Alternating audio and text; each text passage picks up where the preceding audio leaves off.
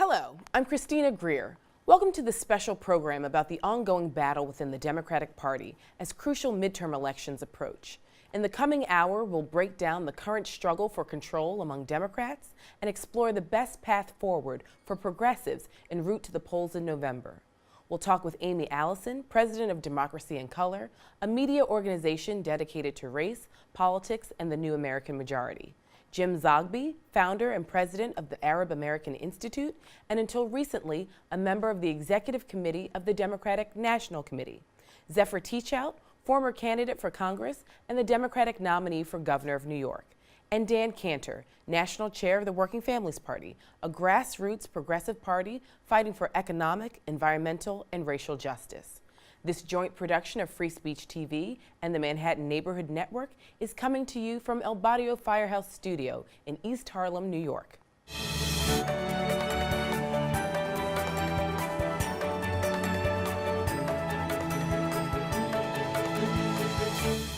Before hearing from our guests, we'd like to take a few minutes to bring you up to speed on what's now at issue for progressives as we head into the November elections.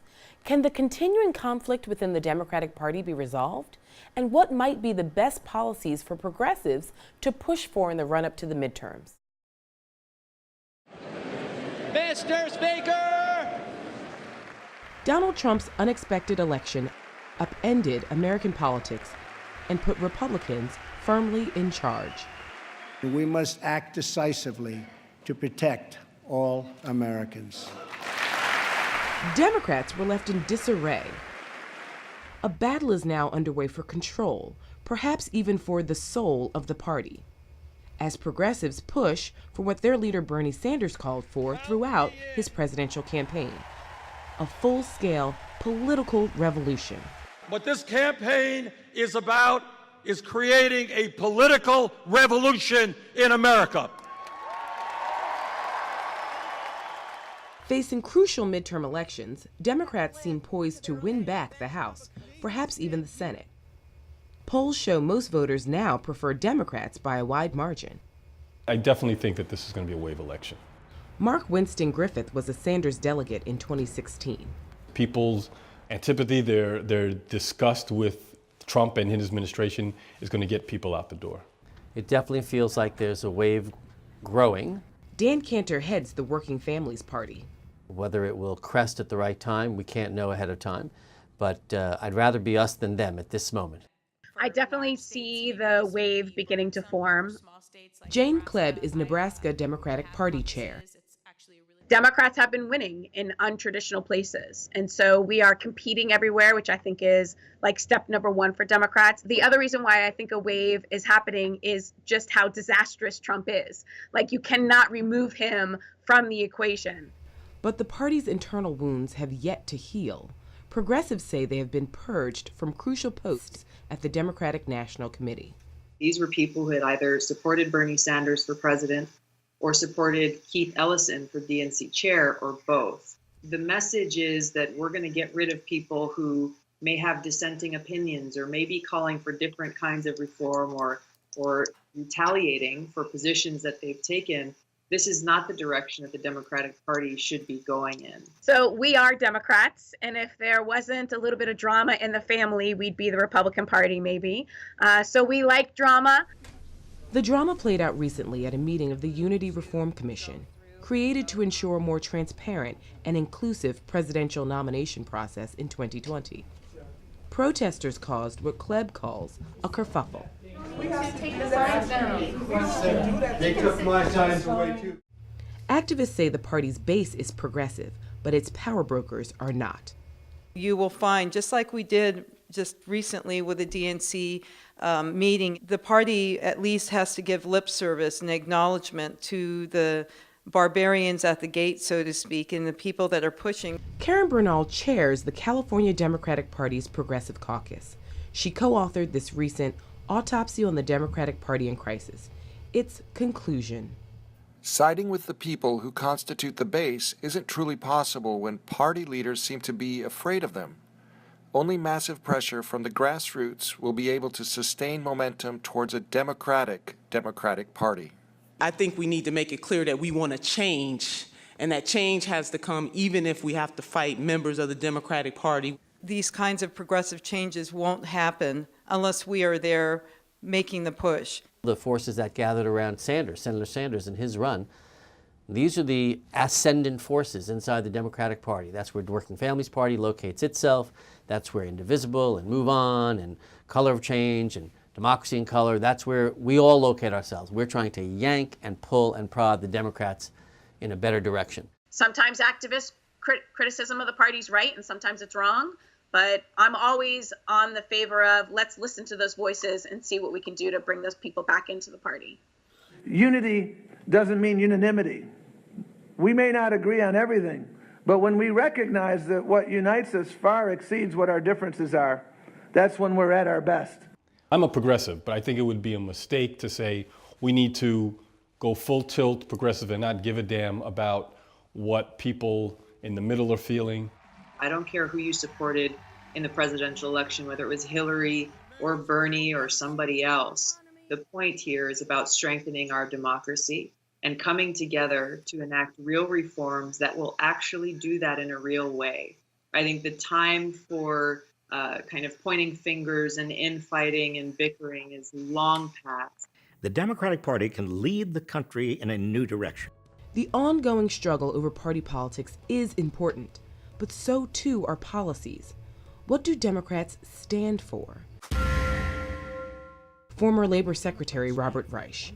Millions of Americans who are politically engaged for the first time in their lives are crying out for a bold alternative to bigoted and destructive policies. But Democrats can't just be anti-Trump or move to the middle. To be successful, Democrats must address the forces that created Trump, widening inequality of income, of wealth, economic insecurity, and of political power. If Democrats stand for one thing, it must be overcoming this unprecedented imbalance. For Democrats to win in November, they must unite behind a positive message of inclusion and issues with broad appeal. Reich suggests we start with 6. 1, public investment in world-class schools and infrastructure. 2, free public universities and first-class technical training. 3, single-payer Medicare for all. 4, higher taxes on the wealthy to pay for this. Number 5, using antitrust to break up powerful monopolies on Wall Street, big tech, big pharma, and big agriculture. And number 6, getting big money out of our politics. Such steps could be the beginning of an agenda to reclaim our economy and democracy. But first, the struggle for the party's soul must be resolved. Now's the time for us all to stand up and raise our voices and say, this is the kind of democracy that we want, and actually fight for those changes to make it happen. Will the Democrats, can the Democrats lead the way? Jim Zogby has long been active in U.S. politics, from his early efforts in the 80s as senior advisor to Jesse Jackson's presidential campaigns, to his work on the executive committee of the Democratic National Committee, beginning in 2001. Welcome, Jim Zogby. Thank you so much for coming. So let's get right to it. What happened in 2016, and is there a purge of the progressives from the Democratic Party? What happened in 2016 is we nominated a candidate who simply was not trusted.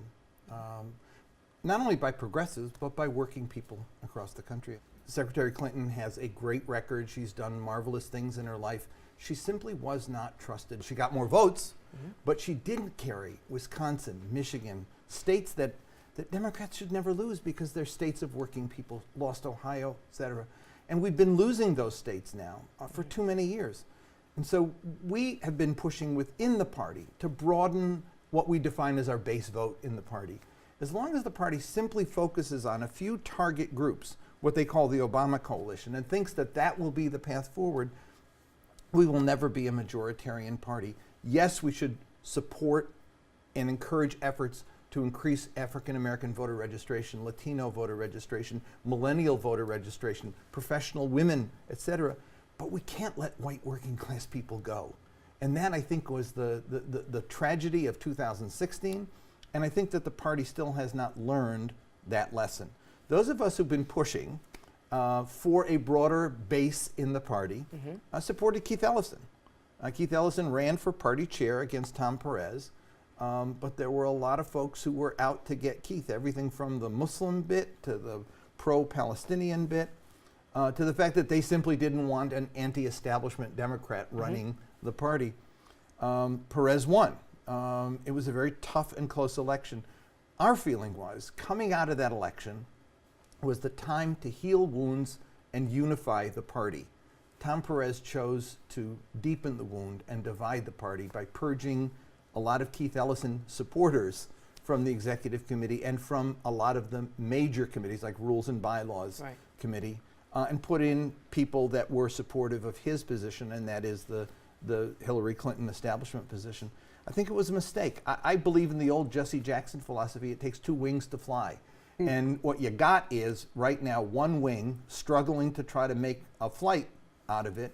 And I think it's a problem. I think the party has to come together. And one of the ways to come together is to bring the Bernie and Keith Ellison people in to leadership alongside of the Clinton people. Is it possible to bring them back in since it seems as though they've been purged out? Well, the way you do it is the way Pat Robertson did it in the 80s.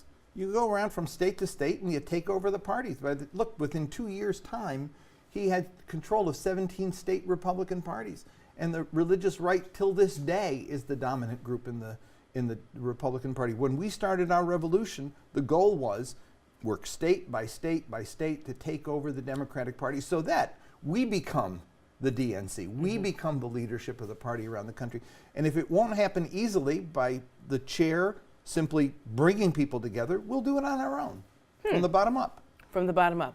So talk to us a little bit more about the Unity Reform Commission within. Well, one of the conditions that Bernie had when he agreed to endorse Secretary Clinton was that a number of issues had to be dealt with. Caucuses had to be strengthened. Primaries had to be transformed so that they become more open, become more inclusive, and provide greater opportunity for Democrats and independents to participate. 41% of the electorate today is independent. Most young voters, most African American voters are independent. To rule them out simply makes no sense. So that was one part of it. Then there was an issue of superdelegates and what to do about that. You can't start the primary process off by having CNN say, and Secretary Clinton has 400 votes already before you even cast one. And then the fourth area was changing the Democratic Party, making it more democratic, more transparent, more accountable. We met. Now, the Clinton people kept calling it the Unity Commission, but we kept insisting that it was, as it was set out to be, the Unity and Reform Commission, because our goal was to reform the party so that we could better unify. To have a chair who is unaccountable, to have a budgetary process that is totally non-transparent. I've been on the DNC for 25 years, and 16 of them on the executive committee have never seen a party budget, even though the bylaws mandate that we should not only see the budget, but we should discuss and vote on the effectiveness of it. People don't know where the party is spending money. And actually, to be a member of the Democratic Party today basically means I'm on a call list that says send me money, or I'm on an email list that says send me money. Send me money. What does membership mean? You don't vote for anything except in an election. You don't vote for party leadership within the party. So we wanted to make the party democratic. We wanted to make it accountable. We wanted to make it transparent. And so we had proposals. We actually won on a number of fronts. And now this issue goes to the Rules and Bylaws Committee. Is that where we are right now? We're at the Rules and Bylaws Committee. The problem is the Rules and Bylaws Committee is appointed by the chair. And they have decided they want to reopen and rediscuss all these issues. Can't do it. If there's going to be unity, they have to accept the compromise you shouldn't get a second bite out of the apple because you didn't get everything you wanted, because there are Hillary Clinton on the Rules and Bylaws Committee, Hillary Clinton people, but there are no Bernie Sanders people on Rules and Bylaws. See, you can't get unity when only one side's actually in the when there's only one wing flying the plane. So I think we'll actually be able to put enough pressure, but I think on the floor of the DNC where it goes next, I hope that people will be wise enough to say we should pass what was done, because that's the way forward to unity and a stronger party. So what does 2018 November look like for us? What does 2020 look like for progressives in the DNC? I think in terms of the party, 2020 plays a more important role. 2018 is going to be a function of the candidates who run, and whether or not they are compelling, whether they're authentic, whether they have a message that actually reaches to a broad base. Trump is doing everything he can to help us. Unfortunately, we're not doing enough to help ourselves. I mean, I think what happened with the budget sent a very confusing message, not just to progressives, not just to Latinos, not just to people concerned about immigration, but to Americans in general. I mean, people know Donald Trump is a disaster. We should be doing more to send a consistent, progressive message of what change looks like and fighting for that change. There's a saying we have in Washington, Republicans are carnivores and Democrats are vegans. They eat their young, and we sit by and say, well, maybe we ought to really have a better way to do this. Bullshit. We need to fight for what's right because that can win. Now, look. I always thought it was Democrats will snatch the defeat out of the jaws of victory. Right. That too. The issue here is that I think, from what I've seen, we got some good people running, and we've got some really horrific Republicans out there who know they're horrific and are actually seeing the writing on the wall and are dropping like flies. I think the House is doable. I'm not sure the Senate is, but in any case, I think that we're going to put a scare into them. And I hope, look, if we come out of it with the House in 2018, then I'm all set for impeaching Trump and Pence and bringing Nancy Pelosi in as the first female president of the United States of America. Everything will change if we control the House of Representatives. Everything will change. Because the things that Donald Trump can do and get away with, he will not be able to do. My fear is we win the House, and then we get cowardly because we start thinking about 2020, just like we did with George Bush.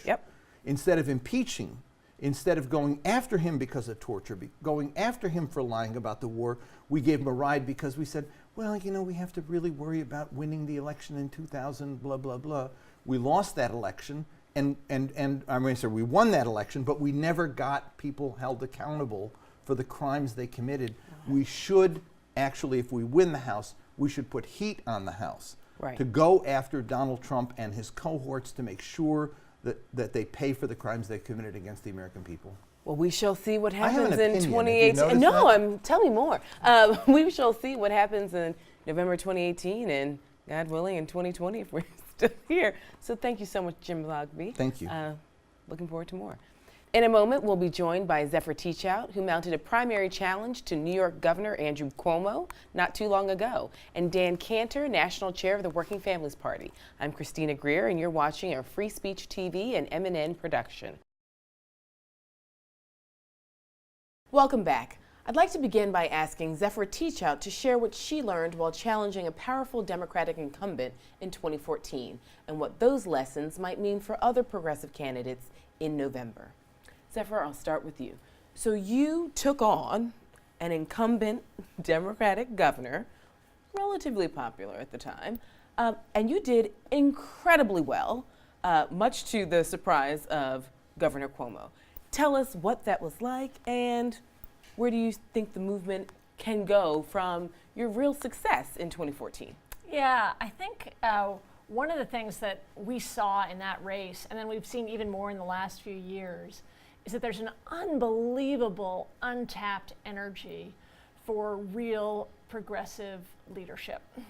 And although I was running against Andrew Cuomo, a lot of the campaign was also about what we could do, how we could ban fracking, how we could fully fund education. And there's this incredible hunger for actually building green infrastructure, for really investing. So it wasn't just an anti. One of the things I felt during that campaign is that basically after the crash of 2008, the public changed and politicians didn't catch up. After 2008, people are looking around and saying, my life wasn't getting better for a long time, and now the big banks have crashed the economy. Something fundamental has to change in the way we approach this. But 2010, 2012, a lot of Democrats just acted like business as usual, everything's the same, nothing. You know, the world, there was a huge earthquake, there was Sandy and the crash, but we're not going to act like anything changed. But things changed in people's own understanding of the world. They saw that big corporations were really buying power within the party within the parties, and they wanted a different, more positive future. And you came in and made that inroad. Well, we had a 3-month campaign and ended up getting 34% of the vote, and really based on grassroots energy. You know, people coming forward and stepping up to not just be donors or answering poll questions, but to be organizing themselves. Right. And so, Dan, you and the Working Families Party have somewhat of a unique insider-outsider space in relation to the dominant Democratic Party in New York, in the sense that in some ways you work with the party, and other times you all sort of serve as the adversary to the party. Can you walk us through a little bit more about some of your strategies that you have employed in a progressive moment, but also what you think you all are going to do moving forward? Sure. So we live in a two-party system by and large because of the winner-take-all, first past the post system.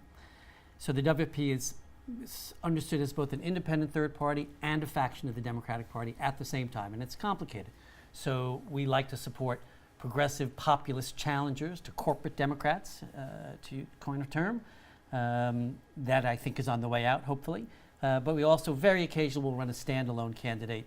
But that's pretty rare. In general, what we're trying to do is yank and pull and prod the Democrats in the direction that Jim Zogby was talking about earlier, in the direction that Zephyr represented in that race. We did not support Zephyr in her race in 2014. Controversial, interesting decision at the time. But there's no question that her race is what then produced much of the progressive changes that happened in the state.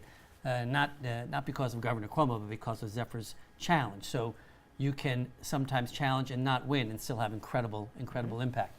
This year, 2018, feels like a moment when the tide has really shifted. This incredible energy that's out there. There's 400 or 500 state legislative seats across America that we are trying to recruit Teachout style people to run, so that if there's a wave that washes Democrats ashore, it washes ashore Democrats who are a working family style Democrat, a Zogby, an Our Revolution style Democrat. That will govern. I like the Zogby style. The Zogby style Democrat, right? So you heard it here first, folks. Exactly. So it's not mysterious. Politics is not mysterious. It's hard. It's a tremendous amount of work. You have to say the same thing over and over and over again. But that's what organizing is. And what's different at this moment that's so exciting is that our side is actually winning this fight about the future of the Democratic Party. We're changing the center of gravity. That doesn't mean you win this fight once and forever. It's going to happen over and over again. We didn't go away over these long years in the desert when the DLC with the Democratic leadership was in charge. The corporate and the Wall Street wing of the party, they're not going to go away. But it feels like if we're smart, we will end up being the dominant force, and that will be good for the party and good for America. Jim, what are your thoughts on that strategy? I was thinking, you were speaking of Jack Odell. Oh, yeah. Who we worked with in the Jackson campaign. And I remember one time Jack said to me, I came away with a little victory that I won. And he said, don't rest on your laurels. He said, just when you think you won, the long knives come out. Always be ready for the next round. There's no such thing as defeat. There's no such thing as victory. There's just constant struggle moving forward. And another thing I was thinking of about when you lose, there's a sense, and we're hearing it now with a lot of folks, especially after the Senate made the deal, et cetera. People are just playing a Dem exit game. And Jesse Jackson said to me one time, when I was frustrated about an issue that involved exclusion of Arabs and I wanted to just quit, he said, don't quit. Because if you quit, you give them just what they want. What they're most afraid of is that you stay around and fight. And I think that that's the lesson for progressives in the Democratic Party, is that if we walk away, they win.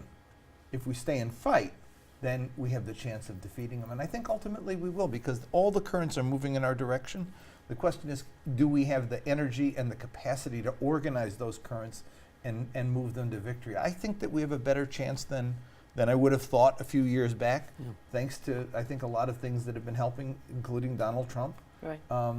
But no help from the party itself. And that's the issue that bothers me, is that the Democratic Party could be a force of energy in this, but they're actually not. They're going to be a bystander to this change. It's going to come from progressives and from progressive organizations like Working Family Party, like DSA, like Our Revolution, like groups on the progressive side who are the ones who are going to have to push this thing forward. So Zephyr, I mean, you've now had 4 years away from this.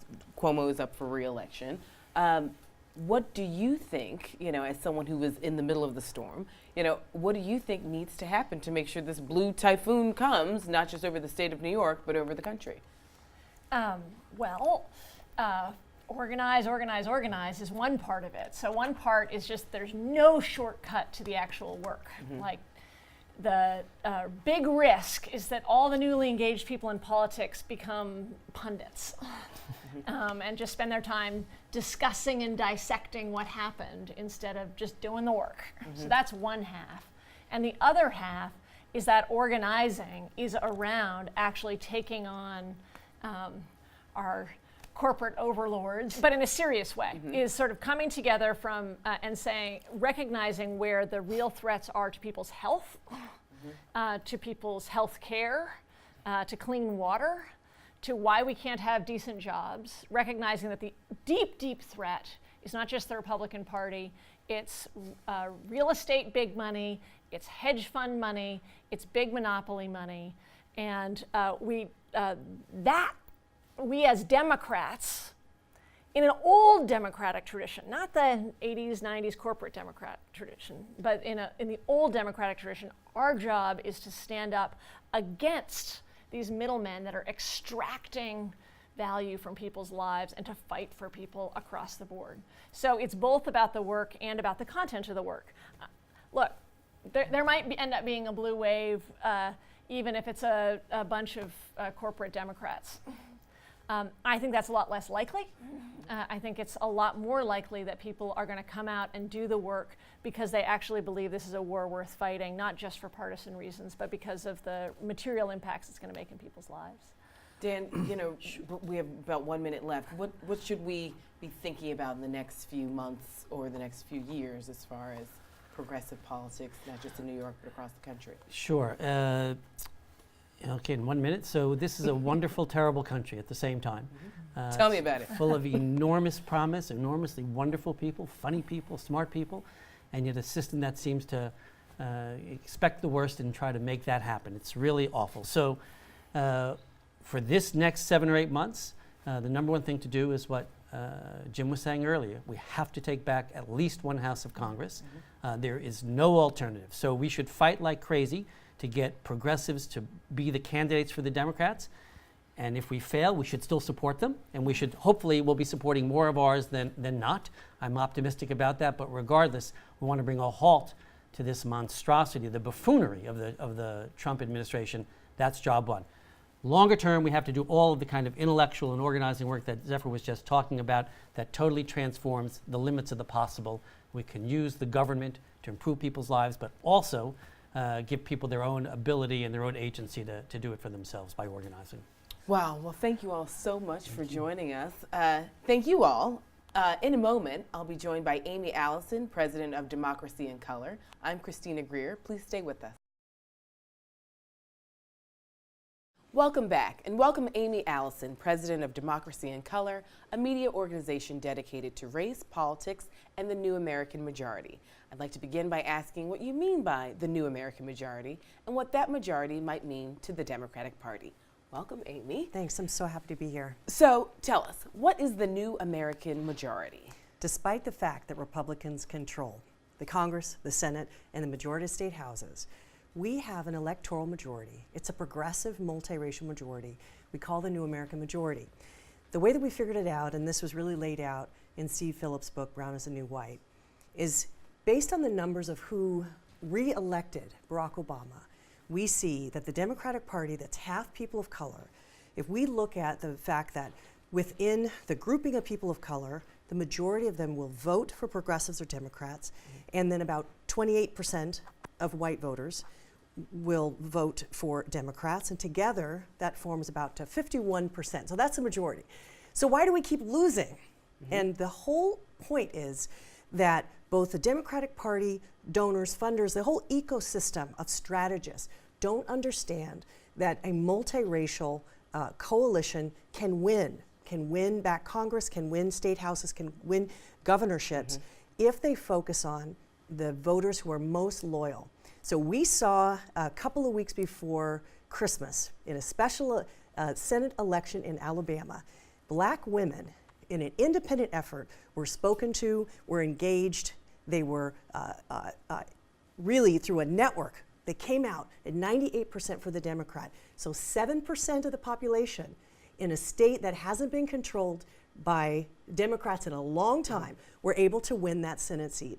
And that shows the power of taking the most loyal, staunch progressives and investing in them, elevating them, and they can win. We can do the Alabama-style strategy in Georgia. We can do it in Florida. We can do it in Nevada. We can do it in Texas. We can do it across the country. But it requires Democrats to see and to invest in voters of color who are most likely to turn out to the polls to help elevate progressive champions across the country.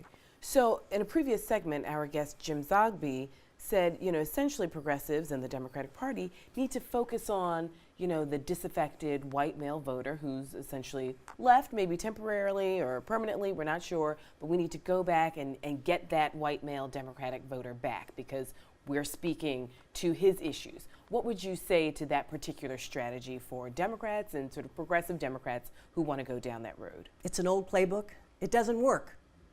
Strategists who focus on spending money on and focusing on moderate white voters and ignore voters of color do it at their own detriment. And we see even Doug Jones' case in Alabama, where the campaign itself spent $7 of $9 million on TV and digital ads aimed at the white swing voter. It wasn't white voters alone that put Doug Jones into office. We saw it was black women's high vote turnout that secured the victory. This is an old way of Democrats planning victory, but it doesn't work. It doesn't really reflect the new winning strategy. So what I would say is there's always been a meaningful minority of white voters who are in the new American majority and that that are willing to vote for progressive candidates. But across the board for both white men and white women voters, they are not considered the staunchest progressives and the core of the Democratic Party. And so I think what's much better in terms of investing in dollars, investing in strategy, elevating voters, is to look at and spend money on ground operations, what we call C4 operations, where they're actually knocking on doors and talking to voters in a new way. And that means that the old Democratic strategist playbook says, we're gonna aim for white moderate voters. We're gonna try to convince people, maybe even people who voted for Trump. But what I'm saying is, if you have an on-the-ground operation where you engage early, not the last 6 weeks before the election, the real way that we need to convince voters of color to come out is to talk early and often to them. And you see a candidacy of Stacey Abrams, who's running for governor of Georgia, running a brand new type of campaign that's talking to voters. Now you look at Georgia, Trump won Georgia, and Democrats statewide, typically there's a vote gap of about 230,000. But there's a 1.2 million unregistered voters of color in that state.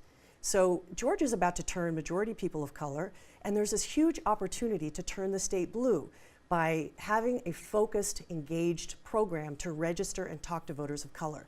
Stacey Abrams is doing that. That's what I believe the new formula for Democrats to win in the South and in places that are currently controlled by Republicans. So I've been following that race very closely just because, based on Stacey Abrams' qualifications, it's very plausible that she could be the first black female governor in the history of the United States. She was a House Minority Leader. She's already a tested and proven leader. So why is it that the Democratic Party doesn't seem to, I would say, love the one they're with, right? Black women as voters, black women as candidates. Why does there seem to be a little bit of an information gap? Jason Johnson of The Root once said that black women are the kryptonite to the Republican Party. Why is it that the Democratic Party doesn't see black female voters and black female candidates as the future of the party and the backbone of the party?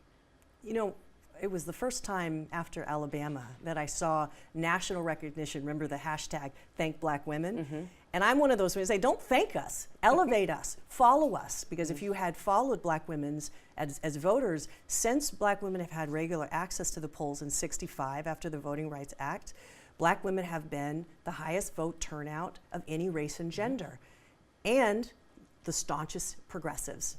So when we look at that and ask why the Democratic Party is not investing in fact, the state Democratic Party in Georgia put in a moderate white Democrat, and Black women and women of color are the most primaried group of candidates. They're most likely to face a challenge from people in their own party, which makes it difficult.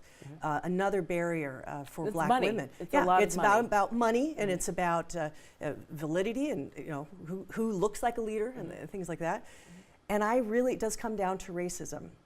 I want to say something, because on the progressive side, there's a sense of we don't talk about racism. We think we're better than that, and we point the finger over at Trump or the Republicans. But there were only 15 Senate Democrats who toed the line in the budget agreement that did not include some solution to prevent 900,000 DACA recipients from being deported. Every single Senate Democrat who voted for that budget voted, in essence, to say it's okay to deport young people who are fellow citizens but for a set of papers that we'd made a promise to as a country. It's immoral. And so for me, we need to talk about the role of racism. We need to talk about the blindness, both on the Democratic and the Republican side. Because I tell you, the most exciting and the most amazing movements that are changing our country, the hope, I just spoke at the San Francisco Women's March. We have Black Lives Matters, we have the DACA struggle. Those are women of color that are standing up and holding a moral standard and calling the country into consciousness and saying, we can be better. We believe in this country. And so those are the kind of leaders that we need. And the blindness and the racism that we see that prevents people who run campaigns and select leaders the old style, or who justify a vote that damages and puts all these DACA recipients at risk. We do not need those kind of leaders. It's time for change. So if you look at change and the courage, really, you're gonna have to look at Black women and women of color for that. So if we could sort of give one sort of big lesson to the progressive wing of the Democratic Party, beyond supporting Black women, funding Black women, which is a big lesson. A lot of people don't even know that lesson. Right. But what do you think needs to happen for 2018 and 2020 for the progressive wing of the Democratic Party in particular? This is what I think. For average, everyday citizens to look at the multiracial coalition as the key to victory. We publish a report called Return of the Majority, and on the Democracy in Color website, and it really outlines, here are all the congressional races that are winnable if we invest on the ground operations. And people who have influence at their state party, people who have influence in their own community, can start to look at who we are as Democrats and as electorate in a much more full, much richer way. And part of it is believing that we actually have everything that we need to win. If we invest in not spending millions on TV ads, not trying to convince the Trump voters, they've already made how clear and dedicated they are to issues of racism, and they're gone. But we have enough amongst us to win. And we're not defeated by that. We have a path to victory, and we must believe it ourselves. We must look to a new set of leaders and invest. So if you can send, Awesome Lovey is a blogger.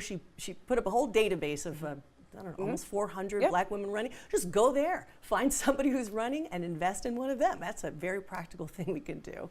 Yeah. Well, thank you so much, Aimee. We'll be back soon with more from El Barrio Firehouse Studio. I'm Christina Greer, and you're watching a joint production of Free Speech TV and the Manhattan Neighborhood Network. I really appreciate it. Thanks so much. Welcome back. We're discussing the best path forward for progressives going into the crucial midterm elections in November with Aimee, Allison, Zephyr, Teachout, and Dan Cantor. How can progressives push and prod the Democrats in a better direction? Dan, I'm going to start with you. Based on our previous conversation that I just had with Aimee, does the Working Families Party, or do you think progressive Democrats, do they have what we might call in the 21st century a race problem? Yes, and this is America, and that was our original sin, as the saying has it. Doesn't mean it's intractable, but it does mean you have to focus on it and stay at it and look to the leadership of black progressives especially. I'm a big believer in the need for a black left to really be strong. So that's on everybody's mind. In this moment, things like Stacey Abrams' race in Georgia that Aimee was talking about, Working Families Party has already endorsed her. Every progressive in the country should check out this race and invest in it. It's not the only one, but we need to win both some high profile, that's going to be the marquee race in the South. Ben Jealous' race for governor of Maryland. Which I might argue is the South. Yeah, there's a good reason for that. At the same time, I would rotate at just a few degrees what Aimee was talking about, building on the New American Majority in statewide races. We also have to think about some of the district races. History of segregation makes it harder for that strategy to win the state legislative races that we also need to win. We need to win statewide. We also need to flip these chambers. So we have to figure out how do we animate kind of the younger of color voters. How do we pull back some number of white working class voters who have been disdained by the Democrats? And how do we move these white women that clearly moved alongside black women, for example, in the Alabama race? So, you know, there's never one thing only that you have to do in politics. You got to do a lot of different things. But this is a moment to build on kind of the energy that Movement for Black Lives has demonstrated, that Occupy, that the immigrant rights movement, even the People's Climate March, and combine these social movements with kind of electoral, grinded out strategies that can yank, willing or unwilling, yank the Democratic Party into the future, into a progressive future. Aimee and Zephyr, before I get you two in here, I want to just ask, what is the black left? Does the black left operate separately from the progressive movement, or will it have a role in leadership within the progressive movement? Both. Where does it situate Yeah, itself? And how do you define it? So everybody has their own definition. In some measure, the American history is about the struggle for the black freedom struggle, you know, from after the Revolution through abolition to the Civil War, and then Reconstruction, Jim Crow, lynching, civil rights, right? This is the motor of American democracy. And it's going to continue to be that. Now it's even more complicated. It's not just a black and white country. It's a multiracial, people of color world, as well as plenty of white people. Nearly 70% of voters are white still. So we have to figure out how to unite people behind a certain set of ideals and values, realize that we actually all do better, as Paul Wellstone said. We all do better when we all do better. And so that requires not just lip service towards communities of color. It involves really understanding the history. We've got to stop lying to ourselves. To me, that's the great contribution that Black Lives made. They pulled away the curtain, and we're not lying about our own history. That said, nobody can do it by themselves. We have to figure out what are the issues that are going to take people forward jointly. Aimee, do you have a sort of response to what's the Dan's black left? I think I'm in it. Right. Yeah. I don't even think about that. It's a new kind of politics. It's intersectional. It's multiracial. I mean, it is true that the black freedom struggle for 400 years has been an underpinning. I mean, shoot, even the Voting Rights Act came at the same time the Immigration and Naturalization Act that opened up immigration to non-white countries that helped to change the very face of this country, and that's all connected. But it's intersectional. It really can be understood as a movement that's broad-based, that is takes gender and takes ability and takes LGBT issues in with race. Here's the thing: the majority of voters are white, but the majority of white voters are Republican or vote for supported Trump, and that's men and women. That's a reality that I find in my conversations with many white progressives have a hard time understanding. If I talk to white women, they say, well, it's evangelicals, or it's the Southern people, or it's the married women. Or what I really, really need is for us to have honest conversations amongst ourselves about who we are and who shows up. And so we're not defining like black left or white left. We actually need to have a real understanding and embracing the new American majority, that we work in coalition across race, and we elevate those who are most likely to show up. That's why my focus on women of color and the new American majority. The reason why there aren't more, and we look at a state like Texas, Trump won that state. It's a very important state in 2018. There are more than a million unregistered Latinos, and Latinos have proven to be, as a population, strong Democrats. If you talk to them, you register and you engage them. And we figure we can't do everything. I don't recommend going after Trump voters. We don't need them to win. But we do need a percentage of progressive whites and voters of color engaged in the process in order to win. So in a place like Texas, with an investment of $75 million, for example, you could have an on-the-ground operation that could win Alabama style. So why do I say that? Because we just went through 2016 election with Clinton, where there was nearly $3 billion raised and spent. And the money that was spent gets prioritized, and there's a consultant class who doesn't understand the new American majority that makes a ton of money but loses consistently because they're based on an old playbook. And what I'm saying is we got to have a new playbook that is not only recognizes those who are the strongest progressives and invests them, but also looks at the places that coming up and invest properly in those districts and in those states. So we can win Maryland. There's enough black voters in Maryland to win a primary already. There's enough black voters in Florida to win a Democratic primary. Those are two places where those are ultimately winnable, where David Garcia is running for governor in Arizona with a very strong on-the-ground voter engagement effort that's fully funded. We can win that. In California, and there's 7 states with a majority of people of color, those 7 congressional seats that are Republican, that sit on districts that Clinton won, those are majority people of color districts. Those can be won. So I need to have a different kind of conversation amongst progressives to understand the path to victory. We have a path to victory, it's clear. Yeah. So Zephyr, I saw a sign from the Women's March last weekend that said, feminism without intersectionality is white supremacy. Which I thought was pretty powerful. So as a progressive, as a leader of the progressive movement, and also as a candidate twice, right?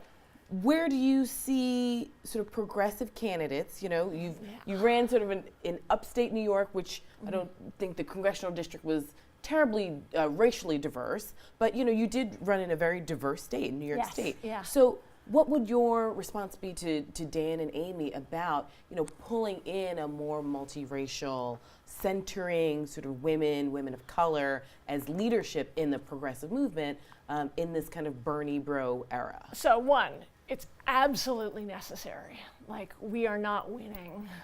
I completely agree with what my colleagues here have said, that progressives need to be engaging absolutely, not just targeting in terms of get out the vote, but targeting in terms of our policies that will engage black women, men and women across the board, all of that is absolutely essential.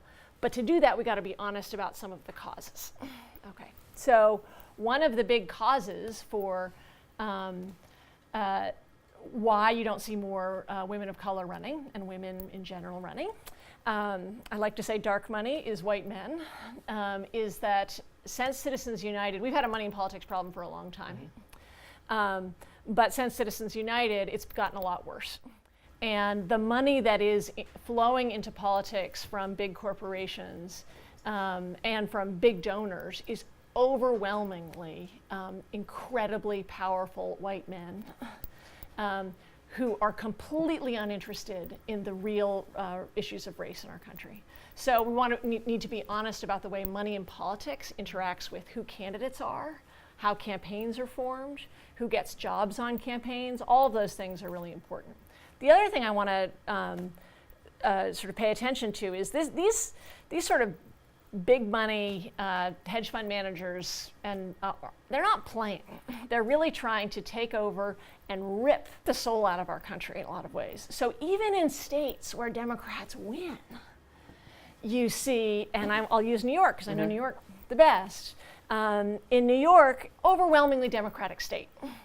The leader of the Senate should be an African-American woman, Senator Andrea Stewart Cousins. She is the minority leader instead of the majority leader because big real estate and hedge fund money has swooped in and convinced 8 elected Democrats to support Republican leadership and sidelined her.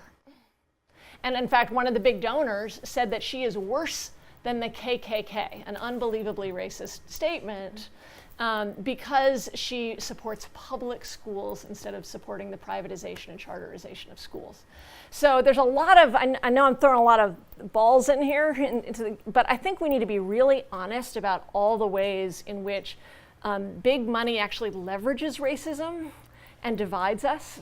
If you look at North Carolina, you'll see that ALEC, which actually pushed for voter suppression, this is the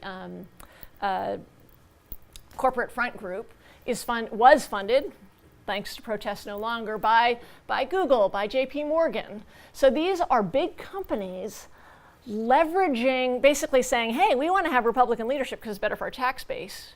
So we're okay supporting racist leaders to suppress the vote. We're okay leveraging racism and encouraging racism as long as we get a good tax deal. So I actually think it's really important that we see the relationship between corporate power and race, and there's a dynamic interaction. It's not just passive. So what happens when you have Democrats, though, behaving, I guess, as Republicans with corporate power? We've seen plenty of elected Democrats do the same thing. New York currently has a Democratic governor who is sanctioning this behavior, who is in bed with many of these. And we have the most segregated interests. schools in the country in New York City under a Democratic governor. So Aimee and then Dan. Yeah, I was, one thing that we are sorely missing is a sense of what is it that is our platform. And the Democratic Party in a two-party system is such a huge tent that what we progressives stand for, I mean, a lot of it I look at, like the Women's March, for example. When we talk about intersectional politics and a policy agenda, we need to be, talking about and holding our candidates and our elected officials to that standard. What is it that we are trying to do?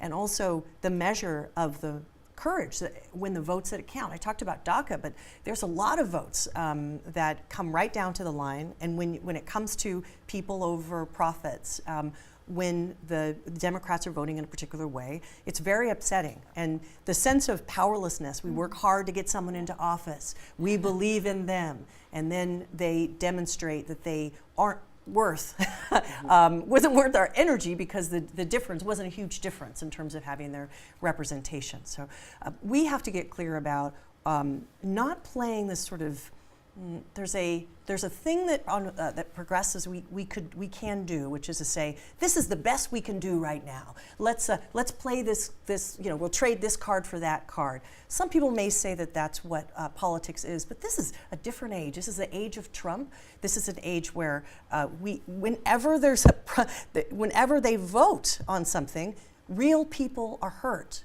It's an age where white supremacists are feeling emboldened, that they're, as we heard from Senator Cory Booker, they are the big domestic threat. They're the terrorist threat in our country. We see the immigration votes where they're rounding people up, sweeping. It came to California, they're coming into our sanctuary state and doing sweeps of 7-Elevens and other places. It is a very serious time. So it's not the kind of game where we say, oh, next time around we'll try it. We are at a point where our leadership must be bold in the defense of regular people, and part of that is being clear about what it is we're fighting for and holding a high standard. It's not a time to go soft. It's a time to go harder in terms of what we need to happen in this country. And Dan, do you think that the Working Families Party needs to fundamentally rethink their strategy in the era of Trump, or can you all still operate in the insider-outsider status and sometimes going with, say the Andrew Cuomo's of the world in 2018? I think politics is hard. Heather Tell us more, Dan. Heather McGee of Demos has this line about how strategic racism, or weaponized racism, has been used for a very long time to sort of distract and divide and keep a ruling class in charge. There is no way to undo that without having the honest conversations about it, right? We have to be able to talk to, it's not just the job of black people to talk about racism. It's a job of everybody. Economic inequality, the kind of the coarse inequality that defines America today, that somebody like me who comes out of an older left tradition is like focused on, is built on a scaffolding of racial inequality. Another line stolen from McGee. But in any case, I think the strategy of the party is still the right one. That is to say, we need to do both the intellectual work and the organizing work and the candidate recruitment and training and the volunteer coordination and all the things that take our ideas into the real moment of politics, which is the electoral moment. That's when most people are paying attention. And we have to show them that their votes actually matter by getting people elected who then govern in the way that we want them to govern. The point you were making about how do you hold people accountable. You don't just elect someone and leave them alone, right? You have to, you can't demand accountability down if you don't provide support up. It is very hard to be a good elected official. The minute you're elected, the Chamber of Commerce has their arm around you. We didn't support you, but we can help you now. So we have to be there providing the outside support and the outside lever that keeps them true to the principles that they ran on. And we'll make mistakes. And we have to have, we should have open hearts here and realize that we're going to make mistakes, but still believe that we can make things better for people. Well, I appreciate you all coming in so much as we think about the scaffolding of progressive politics and the structural racism that unfortunately is built into not just the country, but how we organize ourselves. We're just about out of time, so please join me in thanking our guests on this joint production of Free Speech TV and the Manhattan Neighborhood Network. Thank you, Aimee, Allison, for highlighting the particular crucial role of women of color in the Democratic Party. Thank you, Zephyr Teachout, for having the courage to run against the Democratic establishment and for continuing to speak out. And thank you, Dan Cantor, for your past work organizing for working families and present work recruiting, training, and electing the next generation of progressive leaders. From the Manhattan Neighborhood Network studios at El Barrio Firehouse in East Harlem, New York, I'm Christina Greer. Thank you for watching.